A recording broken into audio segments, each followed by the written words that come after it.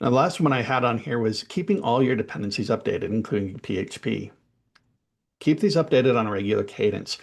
A lot of people aren't aware, but PHP updates every 4 weeks. There's a patch release every 4 weeks, and that is against whatever the currently actively supported versions are. And there's two at any given time. They also periodically release security updates. These are in a less frequent cadence, but they will also happen at the same time as any other releases. There's also an annual feature release that happens generally at the end of November. Know about these and think about them as part of your processes. If you keep on top of your updates, you're ensuring that the latest security patches are always installed. And that goes not just with PHP, but then all of the dependencies that your application is built on top of. If you're using Laravel, you want to make sure that you're keeping on top of the latest Laravel dependencies. If you're using Symfony, you want to make sure that you're upgrading on a regular cadence. It's not something that you want to put off because at a certain point you're not getting security updates.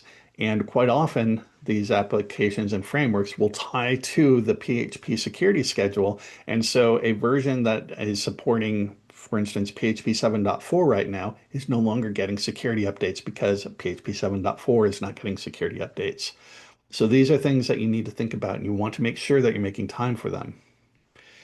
And that brings me to my last point, the bold point at the bottom of this slide. This impacts your team and their ability to deliver things. When there's annual feature releases to PHP and monthly updates for security, that means that there's often a lot of churn going on within your team. They're having to keep on top of those things. If you think about those annual updates, your team will generally only have about 3.5 years or thereabouts from the time that it drops until there's about half a year generally from the time it drops until you can really feasibly adopt it, and then another 3.5 years until it goes end of life. So is that the life cycle of your application, or is your application life cycle going to be more like 5, 7, or 10 years?